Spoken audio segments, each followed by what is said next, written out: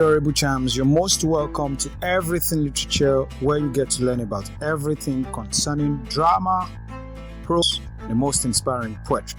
Take a seat and enjoy it. Once again, you're most welcome. My name is Olamide. I am a certified educationist and also a literary analyst. I must say, a literary enthusiast. I love everything literature, everything about literature. I love it. Okay, so if you're new here, that means something about literature led you here. Do well to subscribe, and if you're a returning subscriber, thank you so much. You're the real deal. So here at Everything Literature, we get to explore the world of literature, talk about drama, prose, and poetry. Okay, without further ado, so let's delve into the class. Concept of literature, and with these we're going to look at what appears to be like literature, but it is not. Then we talk about what is literature. Next we talk about the genres of literature, the forms of literature, the distinguishing nature and features of literature, the function of values of literature. Okay, with that being said, let's start this class proper. On a comprehensive definition of the word literature, there isn't much consensus. Over time, several of the definitions of literature offered by scholars have mostly been influenced by their extensive local life experience. Therefore, it may be viewed broadly or closely. From the broad perspective, it has to do with everything that is written. This is according to Nyaze, 1973. So a scholar named Nyaze in the year 1973 discussed that literature from the broad perspective has to do with everything that is written. Now, on a closer look, according to Rees, 1993, it has to do with writing which conveys and transmits thoughts, feelings, and attitudes towards life. So we have two views to the concept of literature, the broad view and the closer view. Okay, so the broad view says it has to do with everything written. That's Nyazi, 1973. And the closer view says writing which conveys and transmits thoughts, feelings, and attitudes towards life. This is according to Rees, 1993. So what appears to be literature, but it is not. Now, from the broad standpoint, the concept of literature may be somewhat deceptive, misleading, so to say, because one may consider writings in the domains of physics, biology, history, etc. to be literary because they are also written. But they are not and cannot be considered genuine works of literature. A major portion of the information in the sciences, including biology, economics, and mathematics, is based on facts and results. Literature, however, goes beyond merely providing data and findings. Instead, it exposes the mind to the world beyond the six senses into the world of creativity and imagination. So with this being said, what is literature? Now I'm going to be presenting two scholarly definitions. One happens to be by Moody and the other one by Bolton. Now, according to Moody, 1987, literature develops out of our innate love for telling stories, putting words in appealing patterns, and using words to communicate unique parts of our human experience. Second, literature is described by Bolton 1980 as the imaginative effort that provides us with the 4 R's of recreation, recognition, revelation, and redemption. And this is actually from the standpoint of functionality, the functions which literature performs. Hence, literature can simply be defined as a creative and imaginative work of art that reflect or refract an experience. Now, the experience can either be personal, social, universal.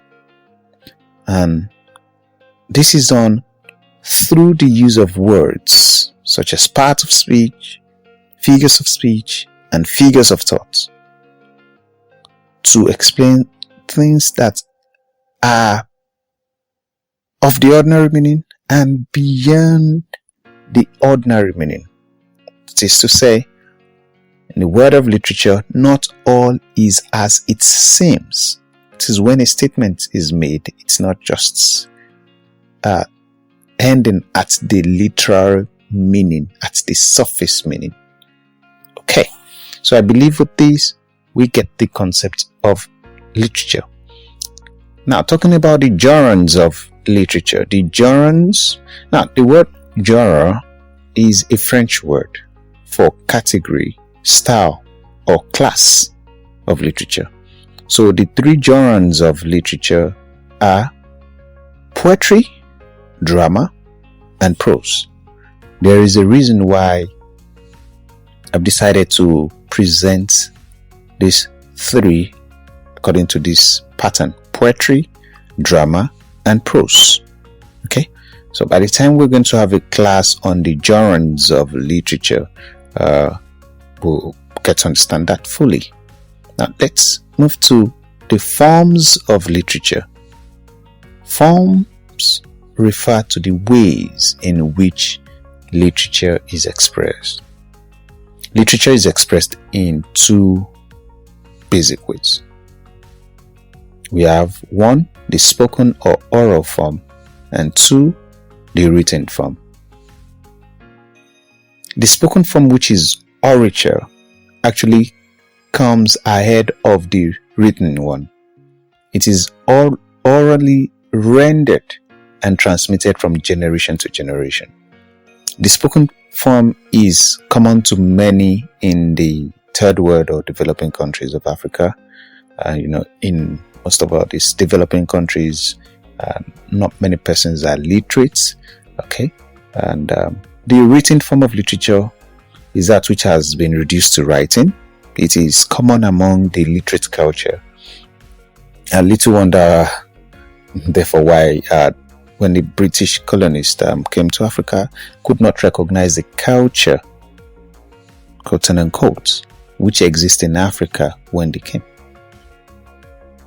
They could not recognize this culture because it was mostly in the oral form, far away before the literate culture, which eventually birthed the word literature. So this is just to explain better that literature is more or less like the combination of 2 words now, literate and culture. But in places like Africa, where I'm from, the culture which we have was actually more in the orature form, that is the oral form, before the literate form. So to say, literature exists in Africa, but more in the oral form before we can now describe it to be in the literate form. Okay, so now what are the distinguishing features of literature?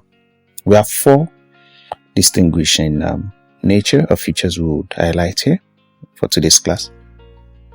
1, literature is always more concrete and particular than scientific exposition.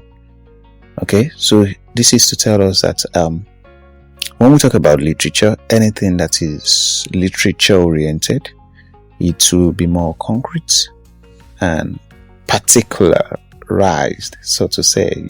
We focus more on the detail than scientific exposition. Okay. 2, literature is also more human and personal in the approach it employs, because it has to do with it deals with feelings which are communicated in words or action. In words, it has to do with poetry or prose, and in action, it has to do with drama.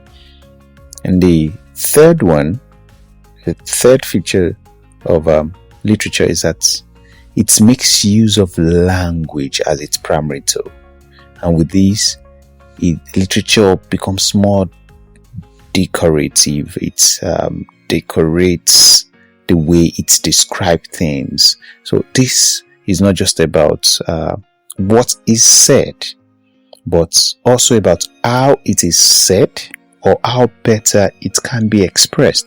So literature makes use of aspects of language such as figures of speech and figures of thought to amplify its meaning. And number 4, literature is an art. It is not the content of a passage that makes it really literature alone, but also the creativity employed in presenting such content.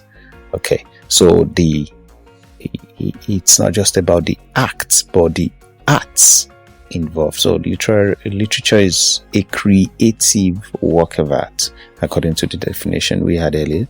And moving towards the end of the class, we will talk about the function and value of literature. 5 functions are identified here. The 5 functions are identified here. Literature is didactic. Literature is therapeutic. Literature helps to develop critical thinking skills and creative capacities. Number 4, literature is a reservoir for cultural heritage. Number 5, literature is the science of thought and grammar. Now, how do we mean? Literature is didactic, means it serves as a means of education. It teaches. Moral lessons or social norms. Okay, and number 2, literature is therapeutic. Simply means it provides. It serves as a means of healing to the soul, because literature speaks best through the use of language of the soul. Literature speaks the language of the soul. So also, literature provides an escape from the problems of our daily lives by mentally taking us away from the real world. There's the concept called escape literature. When we're bored, sometimes we just pick up the novel we read, and it's just take our mind off our worries. And when some persons are actually going through rehab, maybe in the hospital, so they read poetry, they play some certain songs with deeper lyrics to them, and it helps. Okay, and the next the third one, is that literature helps its reader to develop certain critical thinking skills and creative capacities. So this comes in the fact that when we read some literary books, it helps in our judgment and reasoning, and we get to better appreciate, and we get to make judgment about situations in our daily life experiences. Okay, and literature is a reservoir for cultural heritage. Simply means literature preserves culture, and since literature makes use of language as its medium of expression, and language is closely linked with culture, we really can't separate language from culture, and hence literature makes use of language. So literature is a reservoir. It's the best reservoir for cultural heritage. And number 5 is that literature is the science of thoughts and grammar. I believe this has been said subtly in the number 4, which has to do with how literature makes use of language, and literature also helps in the development of language. Readers, writers who read and who write most proficient users of language. There's a way we can bend a language to express a thought. There's a way we can create new words and figures of speech to enrich a language. And a bonus value or function of literature that we all know, which will make the sixth one, is that literature entertains beyond its teaching, beyond its healing. It is actually meant to entertain, although it's not all literary piece that entertains, but the one of the sole aim of literature is to entertain. Okay, so I'm just going to leave us with these quotes by Moody 1987, which actually captures the value of literature in all that has been said. And it states, "And all of us who read works of literature, we find our knowledge of human affairs broadened and deepened, whether in the individual, the social, the racial, or the international sphere. We shall understand the possibilities of human life, both for good and evil. We shall understand time and place, with all its pleasures and vexations and problems.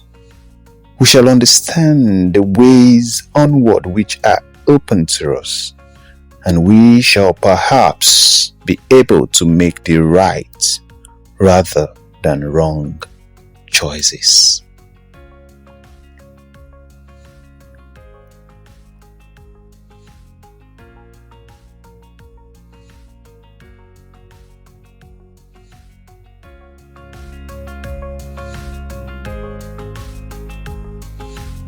I hope you were able to learn one or two things from today's class, and if there's any part you find it difficult to understand, please do well to leave notes in the comment section. Let me get to know what you think about it, and I would advise that you watch the video more than once, okay? And with that, you get to cement the knowledge. I'm gonna see you later in our next class.